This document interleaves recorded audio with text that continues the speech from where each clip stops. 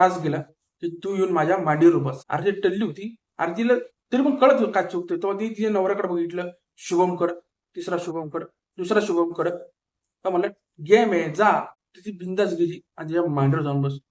आता तुम्ही विचार करा, नागड्या माणसाच्या मांडीवर बसल्यावर त्या माणसाच्या शरीरात काय हाडकं मसला असेल. ती राणी आहे, ती देखील जरा ते दोन बायका होत्या, त्यांना देखील जरा सिरियस वाटायला लागलं.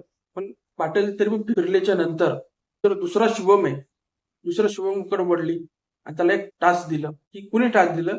पहिला शुभम आहे, त्यानं टास्क दिलं की तू माझ्या बायकोवर किसिंग घे. आणि त्याने तिथं बघितलं आणि ती बायको, तिची जी राणी आहे ती शॉक झाली. तरी पण ते गेम आहे, तू घे ना. आणि ती नशेमध्ये होती ना, त्यांची किसिंग चालू झाली.